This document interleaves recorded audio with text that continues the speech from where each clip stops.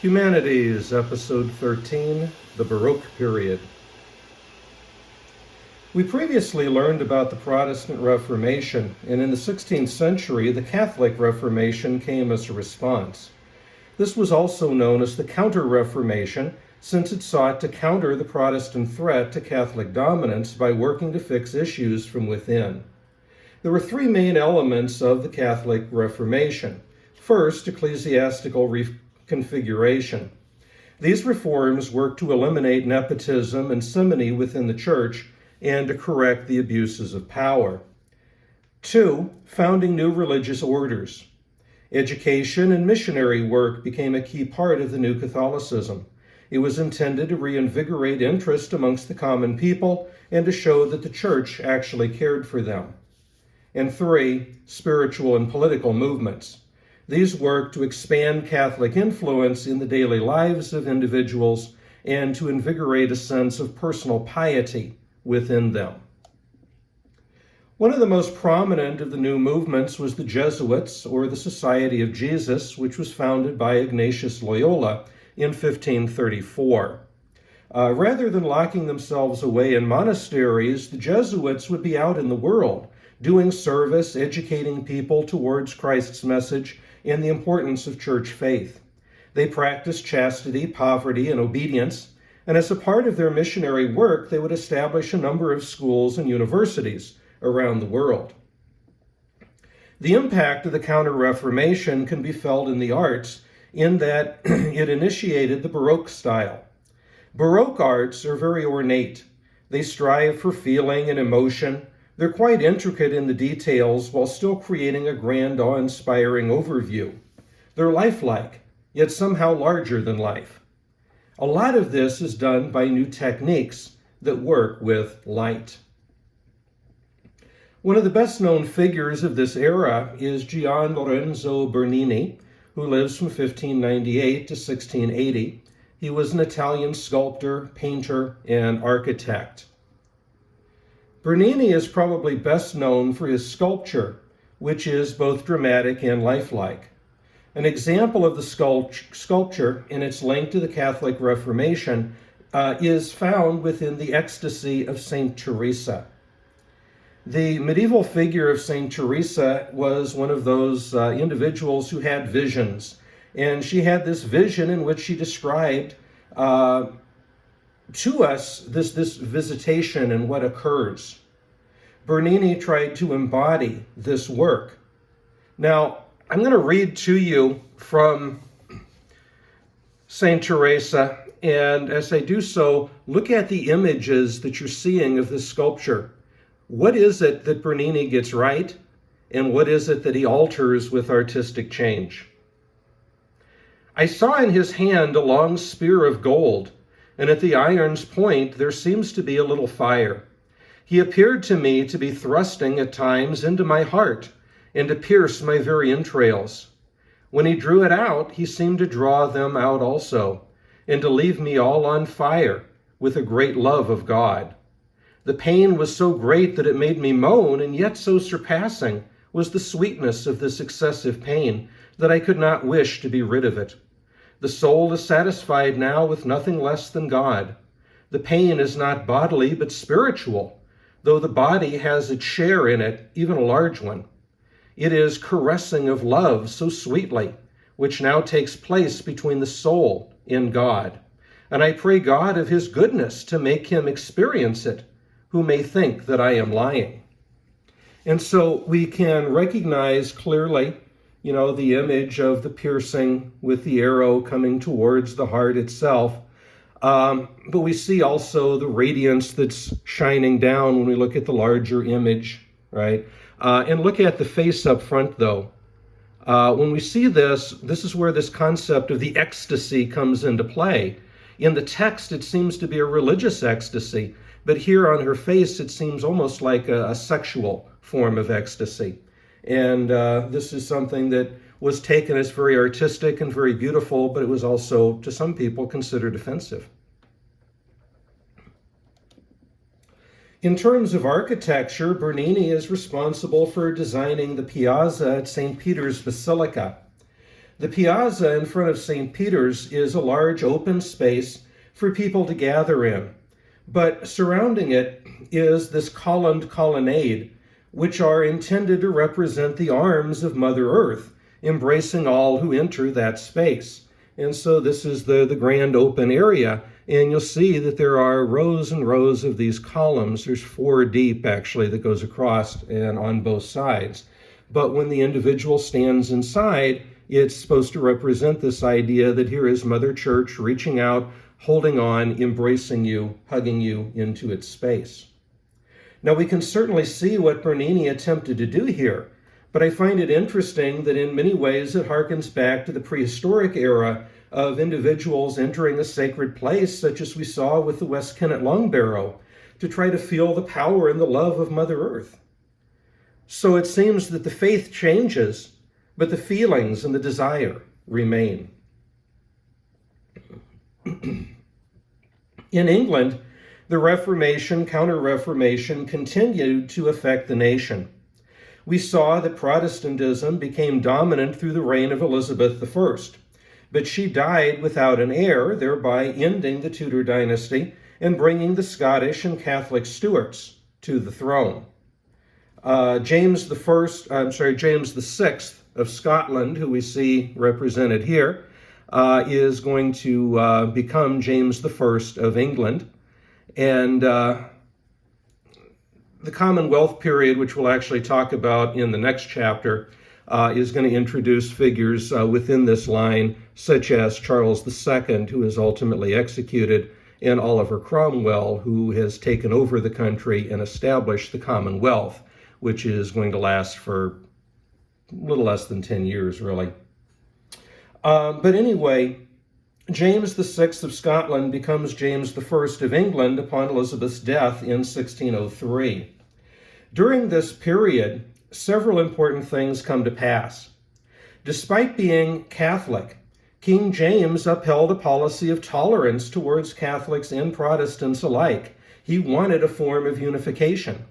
And as head of the Church of England, he commissioned an English translation of the Bible for use within the Church of England. Now, the writings of the Old Testament were primarily Hebrew documents, and the writings of the New Testament were primarily Greek documents. But with the rise of Christianity in the Roman Empire, translations were made into Latin. For centuries, the Christian Bible was a Latin text, whose meaning was hidden from the majority of European populations. From time to time, a Bible would be produced in the vernacular, but its influence was limited, and many times it was condemned by Rome. John Wycliffe made the first successful English translation just in time to help fuel the Reformation, and in 1534, King Henry VIII broke with the Catholic Church and with the Act of Supremacy established the Church of England. For the remainder of the century and beyond, England was a religious battleground between those loyal to Catholicism and the supporters of the new Anglicanism. When King James came to the throne upon the death of Queen Elizabeth I, he wanted to end this religious rift and to unify the nation. And so in 1604, he established a committee of translators, and he set them the task of producing an authoritative English translation of the Bible. The translators argued and they debated furiously until finally, 7 years later, the Bible was finished. Under the patronage and the approval of King James, the new translation was published and printed in April of 1611. The King James Bible did help to unite Catholics and Anglicans, though it did nothing to prevent the actions of the Calvinists, who 30 years later plunged England into civil war. Now, initially, there was great praise from many people due to the beautiful language that the Bible employed. Even though the language was somewhat archaic even in the time of printing, many felt that the language had a royal or even divinely majestic quality about it. One could hear the true words of God spoken in a language one could understand. For the next 300 years, this attitude would prevail, and it caused the author R.F. Delderfield to proclaim God must surely be an Englishman. Now, of course, from the beginning, there was also opposition to the text. Rome felt that putting the words of God into the everyday vernacular destroyed those words and caused them to lose their power. But in the 20th century, the King James Version, it's also going to come under attack from scholars who questions its translational accuracy. And despite its outward popularity, most churches today do use an updated text rather than the King James. Two prominent writers, John Donne and John Milton, also come on the scene during this time. John Donne, who lives from 1572 to 1631, was a soldier, a scholar, a secretary, and a cleric. He was best known as a poet who wrote sonnets, love poems, and poems on religious themes. His love poetry could be quite erotic, and he made use of metaphor to get his images across. In one instance, he compares sex to a flea biting two lovers.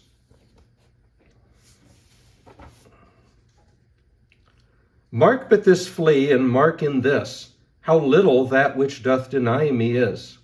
It sucks me first, and now sucks thee, and in this flea our two bloods mingled be. Thou knowest that this cannot be said, a sin nor shame nor loss of maidenhead, yet this enjoys before it woo, and pampered swells with one blood made of two, and this, alas, is more than we would do. O stay, 3 lives in the flea spare, where we almost, nay, more than married are. This flea is you and I, and this our marriage bed, and marriage temple is. Though parents grudge and you were met, and cloistering in these living walls of jet. Though use make you apt to kill me, let not to that self-murder added be, and sacrilege 3 sins in killing 3. Cruel and sudden hast thou since perplexed the nail in blood of innocence. Wherein could this flea guilty be except in that drop which it sucked from thee? You thou triumph'st and stay'st, and that thou findest not thyself, nor me the weaker now? 'Tis true, then learn how false fears be. Just so much honor, when thou yield'st to me, will waste as this flea's death took life from thee. Essentially, Donne is saying, why should we worry about the afterlife? Let's worry about the now. Today is everything. So it appears as if he's attempting to woo and convince this young woman to couple with him. The flea is sucking and mingling the blood of each of them, demonstrating a joining or a union of the two. This act of the flea, he says, is not a sin, so neither should our joining be a sin. But despite the allusion to his rising member, she's going to kill the flea anyway, thus rejecting his advances and killing his hope and maintaining her purity. And that's the flea. Likely Donne's best-known poem is a religious sonnet known as Sonnet 10, Death, Be Not Proud. Death, be not proud, though some have called thee mighty and dreadful, for thou art not so. For those whom thou thinkest thou dost overflow, die not, poor death, nor yet canst thou kill me. From rest and sleep, which but thy pictures be, much pleasure then from thee much more must flow, and soonest our best men with thee do go. Rest of their bones and souls' delivery, thou art slave to fate, chance, kings, and desperate men, and dost with poison, war, and sickness dwell, and poppy or charms can make us sleep as well. And better than thy stroke, why swell'st thou then? When short sleep past, we wake eternally, and death shall be no more. Death, thou shalt die. So Donne is anthropomorphizing death here. He tells death that pride is a sin and he should seek to avoid it. Death is helping people to their rest from their worries of material realms. He's doing a service and is at the beck and call of others. No more than a slave himself, really. Death has no reason to be proud. It has no real power, no real control. There are other factors that lead the people to their demise, Death just transports them to their next port of call. So death, be not proud, for you yourself will die someday, as we all must.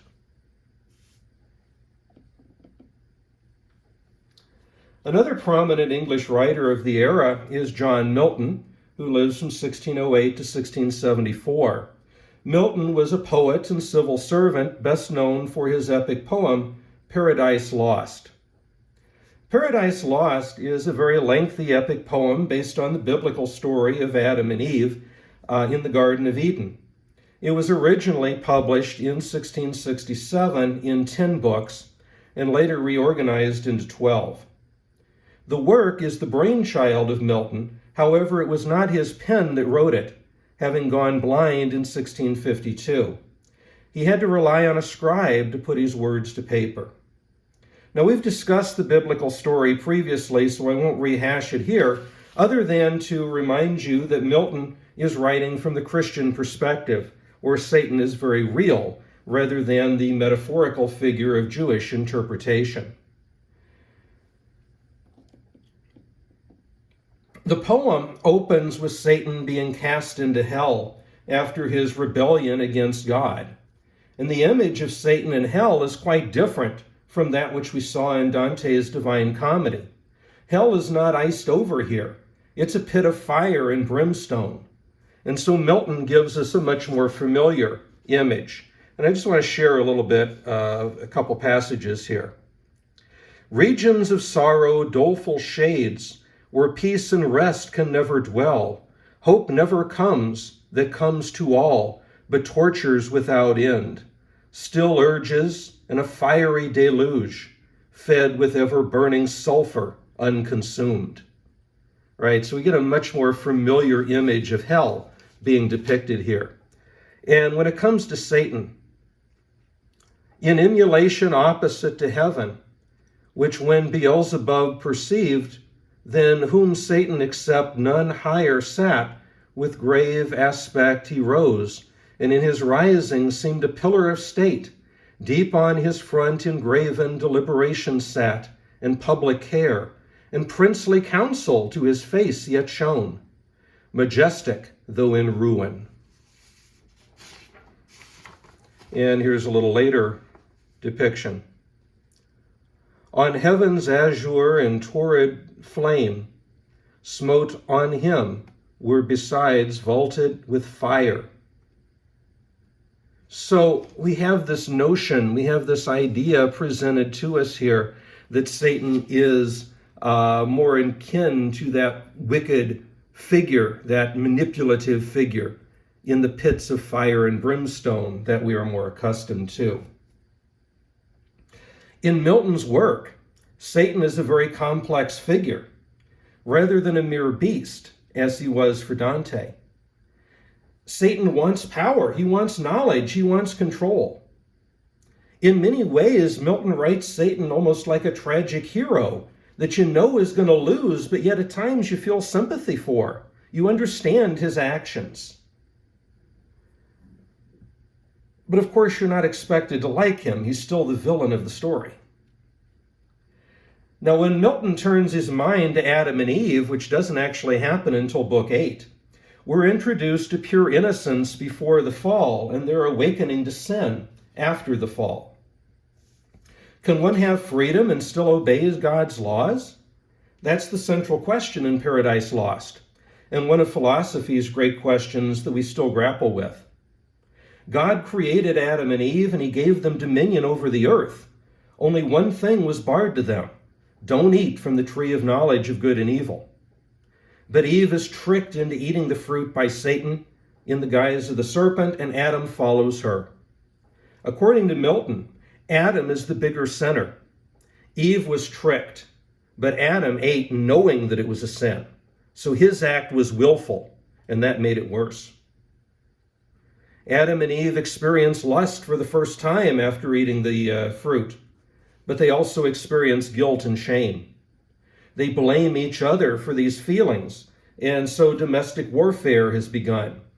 Satan, of course, is pleased by this, believing he's brought about the downfall of all humanity within its infancy, but he's punished by God by being transformed permanently into a serpent, into a snake. Adam and Eve asked God for forgiveness. A bit like Black Elk, Adam is going to be shown a vision of the future, culminating in the flood. He sees the demise of the people. But he's also told that redemption is going to be possible through King Messiah, through Jesus Christ, in time. Adam and Eve are cast out of the garden, and human existence begins. Adam knows how it will play out. He knows the suffering that humanity is going to face because of the first couple's actions.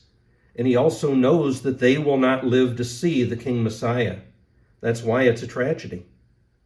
But the ending still leaves that sense of hope due to the promise of redemption. The paradise is lost with the fall, yet the paradise can be regained, as Milton in fact explains in a sequel to this work published in 1671 called Paradise Regained. Now, if we cross from England to Holland, we see a wonderful artistic movement during this time. Like England, Holland is a Protestant nation, largely following the views of John Calvin. The Calvinists did not commission or patronize the arts in the way the Catholics did. So the artist moved away from religious works to focus on portraits, still life, and landscapes that would be commissioned or bought by middle and upper class business people. A number of prominent artists worked here. Rembrandt, who we'll see right there, but also Peter de Hooch, which is the individual down here, Judith Leyster, and others. But my absolute favorite artist of all time is in this group, and that is Jan Vermeer. So it's Vermeer I'm going to focus upon in order to offer an example of the work of this time period. Jan Vermeer lived from 1632 to 1675. He was a Dutch painter and an art dealer from Delft. Like many of the great artists, he only had moderate success during his lifetime. He was never wealthy, he was never overly well known, and he really made a lot more money from dealing in art than he did in painting it. It was only in the 19th century that he really started to receive some of the acclaim that he so richly deserves. Now, although it had been known for centuries, around this time, Vermeer and others began to make use of a device called a camera obscura.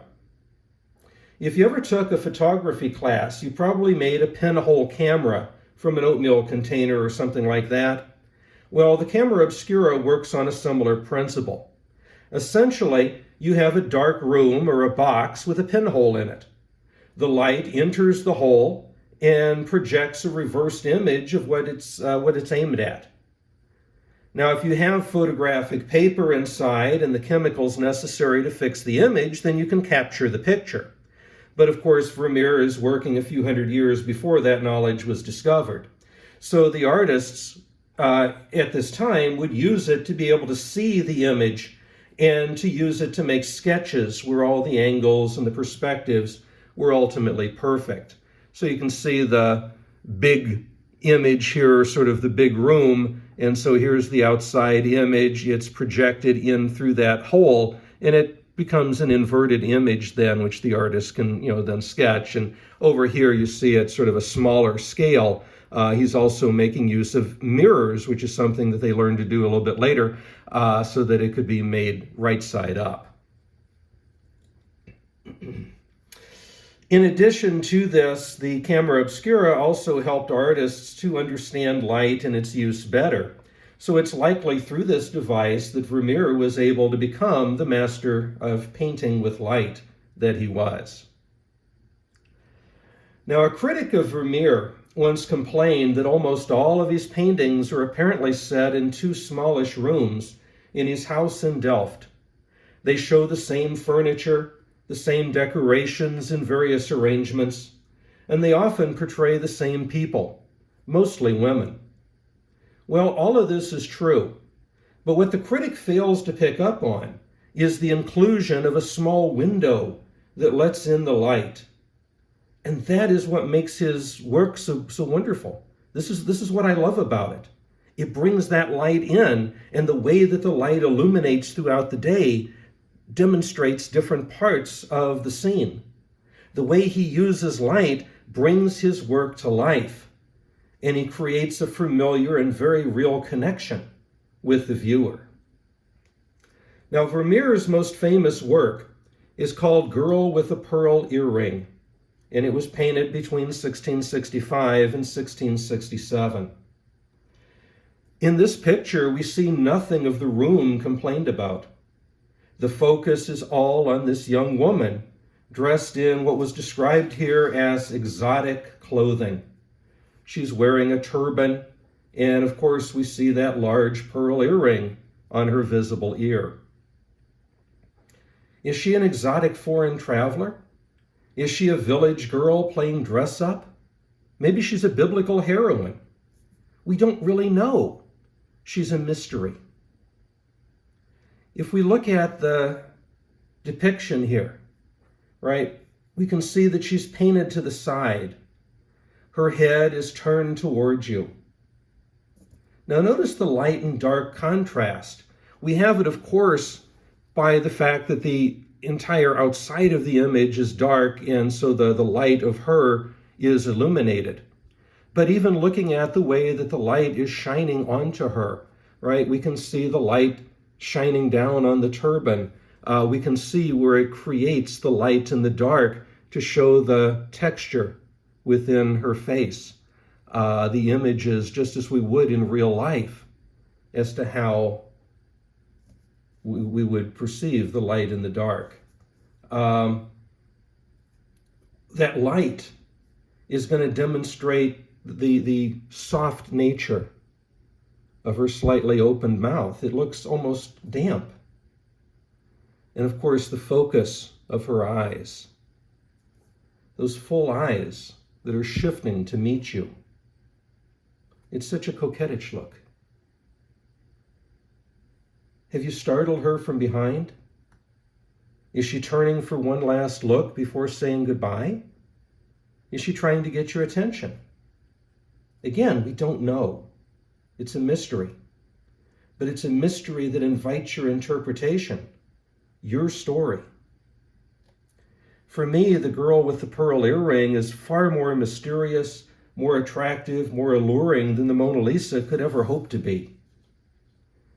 And apparently I'm not the only one to be struck by this work. In fact, the novelist Tracy Chevalier wrote a novel that imagines Vermeer and this young woman and creates an intriguing backstory. In 2003, it was made into an enjoyable film called Girl with a Pearl Earring, starring Colin Firth as Vermeer and Scarlett Johansson as the girl. Now, while I wish that I could go through every Vermeer painting with you, this lecture is getting too long already, so I'll just show you some of his other great works and make a few comments along the way. We have here the girl reading a letter at an open window and the milkmaid. These paintings show that little room that was being complained about. We see the window that is there to let the light in. In this one, the window is open. Here we see the window closed. The angle can kind of make it appear as though the window is lower here and higher there.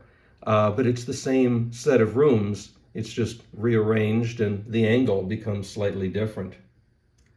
So you can see what the critic is saying when you look at this and a couple of the other images that I'll show you. The rooms, the furnishings are the same, but they're rearranged to create different contrasts of light and dark.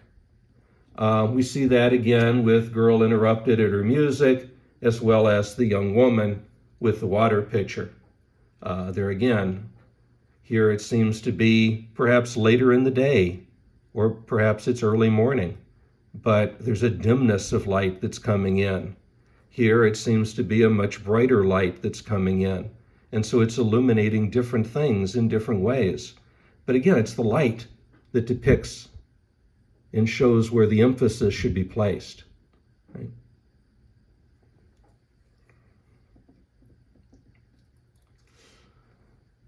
And Art of Painting is another one of his great masterpieces.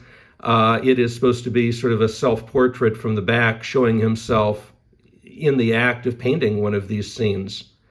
And again, it's the same image, it's the same room, but it's also, I think, an important insight into understanding Vermeer. And of course, in this one, we have the concert. We have the young woman playing. We have this other one who is watching here.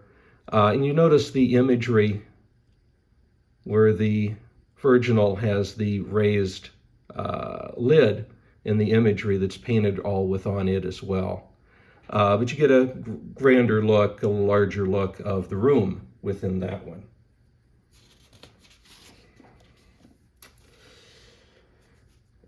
With the little street, which is this one here, and the view of Delft, which you see at this one, we're given rather unique works here because they show an external view. He's getting outside of his studio, outside of his little rooms. And we get to have a wonderful look at the city that Vermeer called home at the time. The little street, right? We can see that it's sort of brick and kind of run down, but we can also see a few people there engaged in their activities of the day, and it's just a normal street scene. This one gives us more of an overview of the city itself and what the city of Delft looked like at that time. The last images I'm going to show you, the geographer, which again is the window, the rooms, and so on. You see the light coming in. You can see it reflected off the sleeve there. But because this one shows a male rather than a female figure as being the dominant force, I wanted to demonstrate that one. But Saint Praxedis is the one I really wanted to point out to you here, because this is the only religious-themed work that Vermeer creates. The rest are all very secular in nature, but he does early in his career, 1655, paint the image of this young saint.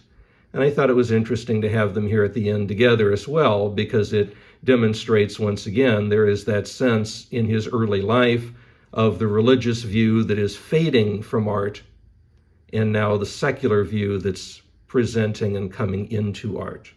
And so we see that. As we conclude our lecture, we must speak briefly about music in the Baroque era. It's during this period that opera first comes into the scene in a recognizable form. Opera joins music and storytelling, and during this time, the staging became very elaborate. The drama full force, the music became aria-based. In the earliest forms, music was an interlude between scripts. Now, music carries the plot and the story is told through the song. The plots often come from epic poetry and myths, and they used a great deal of stage magic to create unbelievably imaginative scenes. In some instances, you actually have flying carpets that individuals are on. A few of the better-known operas of this period are Henry Purcell's Dido and Aeneas, which you see depicted as being played out on stage here, George Handel's Flavio, and Antonio Vivaldi's Orlando Furioso. Apart from the opera stage, Baroque music also developed as a new style, partially due to new instruments such as the harpsichord coming on the scene, but even more so due to the intricate and elaborate nature of the compositions themselves.